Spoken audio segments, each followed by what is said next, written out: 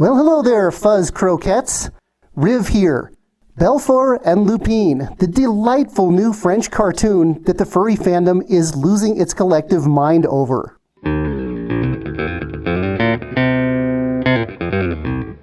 If you haven't heard of Belfort and Lupin, you need to. This is such a sweet, beautiful cartoon. I am absolutely in love with it, and we're going to talk all about it today. The cartoon is set in the 1600s in France. In fact, in the Versailles Palace of King Louis XIV. Let's talk about the two main characters, both of whom I love equally. The first one is Belfort. The T is silent. I'm sure I'm butchering that because I don't speak French anyway, but at least I got that part right. Belfort is an aristocratic spaniel who belongs to King Louis XIV. He lives an opulent lifestyle with everything he needs provided for him. Despite that, he comes across as very humble and sweet still, whereas some of his family members don't. He lives with his mother and his two sisters in the palace. His two sisters are really obnoxious and bratty, and his mom is a little snooty but still lovable. I would guess from his size compared to his mother, his level of independence, and the fact that he's still obviously under the care of his mother, his age in human terms would probably be like mid-teens. The second main character is Lupin. I'm probably butchering that name as well. Belfort and Lupin come from very different backgrounds. Lupin is a wolf who lives out in the woods surrounding the Palace of Versailles. He has to be snuck inside by his best friend Belfort because the humans inside wouldn't be too happy about a wolf being there. Belfort's mother is kinda okay with their friendship, although she does feel that Lupin is beneath them because he's kind of a peasant and not an aristocrat. She tolerates him though, usually. As mentioned before, Belfort has two sisters. I can't remember their names. They're both kind of snooty and obnoxious. They're not the most likable characters, but that's intentionally done. You gotta have some you like, and you gotta have some you don't like so much. And there are a bunch of other animals around the palace who interact during the episodes. There's a parrot, there's a mouse, there's an elephant, a lion, a bunch of different birds, and I'm probably forgetting a bunch of them too. Now, Belfort and Lupin each have some limitations. Belfort was born without a sense of smell, which is a pretty big deal for a dog. As an aristocratic dog belonging to the king, he's expected to do things like tracking and hunting and things like that, which he really can't do very well without a sense of smell. He relies on Lupin to give him some tricky assistance when he needs to sniff things out. Now, he also has an ethical issue with hunting, so he refuses to do that. Lupin, on the other hand, has his own issues. Being a wolf growing up outside, he is not good at walking on human-made surfaces like wood floors and marble and tile and things like that.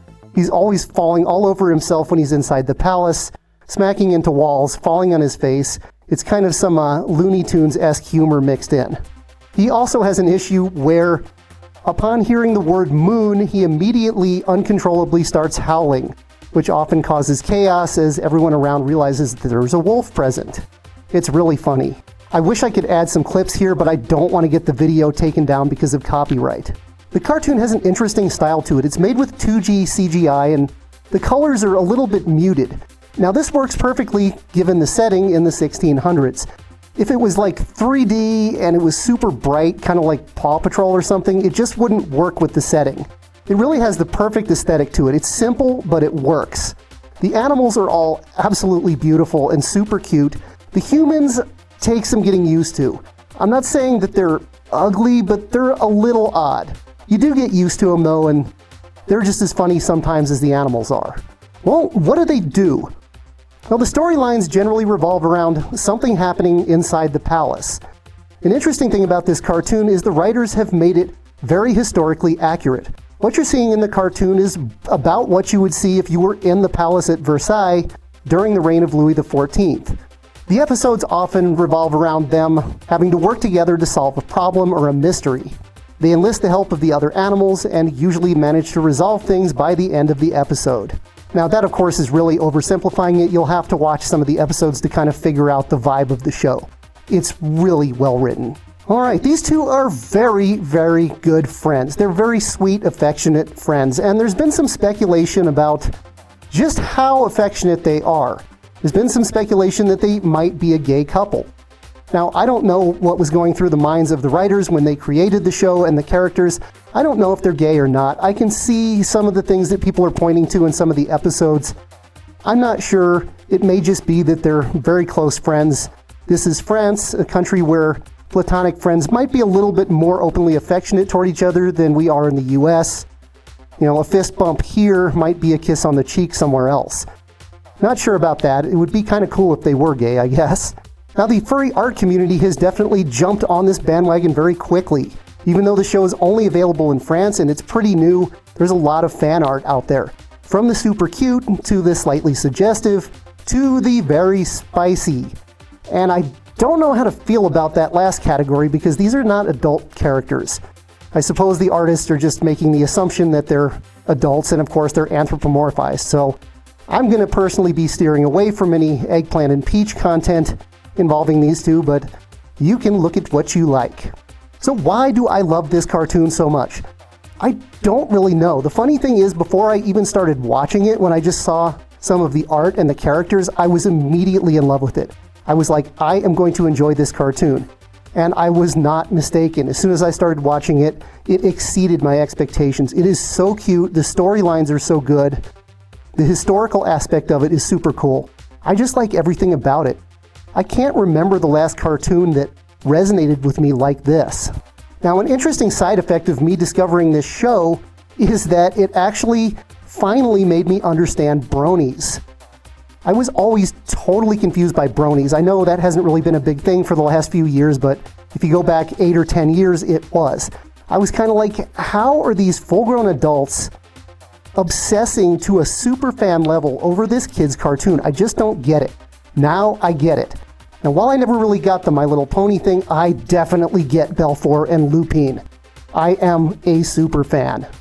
I'm actually trying to get some merch shipped over from France because you can't find any in the United States. If I could find plushies of these two, that would be amazing. All right, now you've heard me gushing over this show, and you're probably like, I should like to watch this program you speak of. What do I do? Just hop over to Disney Plus or Netflix or Amazon Prime Video? Well, no, unfortunately it's not that easy. As I mentioned before, this show is only available in France. Now, there is progress toward releasing it in other European Union countries and in Canada, but it's going to take a while. They have to do different language overdubs.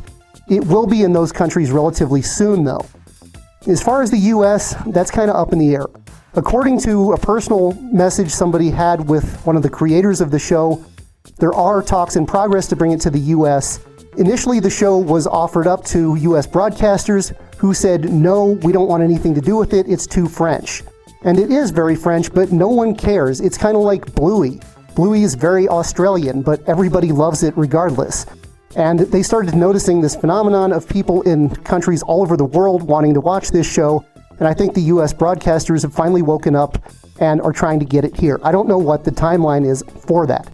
So, how do you watch it legally and ethically? I am not going to get myself in trouble advocating that you go out there and illegally access pirated, copyrighted material, so don't do that.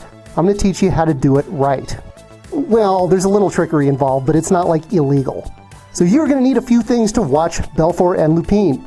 First, you're going to need a VPN. And you may be like, hey, Uncle Riv, I can't afford a VPN. Well, here's what you do. The major VPNs generally have a 7-day trial period. So go ahead and sign up and just watch all the episodes you can within that 7-day trial period and then cancel. And as more episodes are released, you can just sign up for another VPN and do it all over again. All right, you got your VPN. You're going to need to go and select a location in France to watch the show.